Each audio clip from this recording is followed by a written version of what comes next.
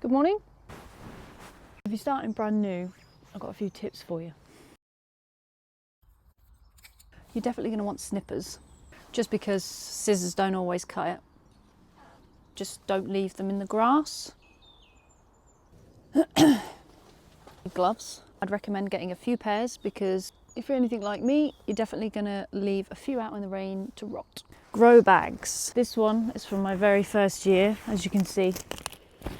It's breaking, but it did the job. I grew potatoes out of these for 2 years and they've been outside ever since. These are really handy if you don't have the space to plant your potatoes, carrots, anything that requires a bit of depth, mounding over.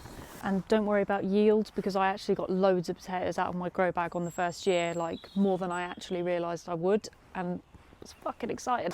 Grow buckets.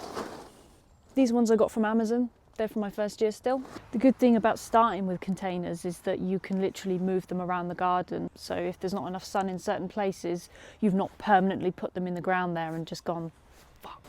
A decent hand fork and a decent trowel. I know it's tempting to get the really nice looking pretty ones with all the decorations on them, but trust me, when you're trying to dig down and it starts bending and breaking, all you're going to want to do is obviously a watering can, just any standard watering can will do. I do have a water butt. Pros and cons, your own hose water for example is quite hard, but then again the water butt is standing water, so I use both. I don't really notice a difference personally. Now, I would say I'm sorry, but I'm not. This is going to piss people off.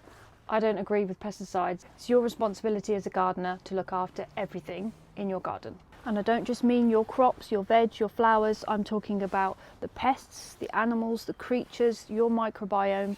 Everything in your garden is your responsibility. I will be doing a separate video on that, but for now, no chemicals. You're going to want seed trays. I got these particular ones from B&M. If you don't want to go out and buy them, you can use toilet roll holders when you finish with your loo roll. Twine.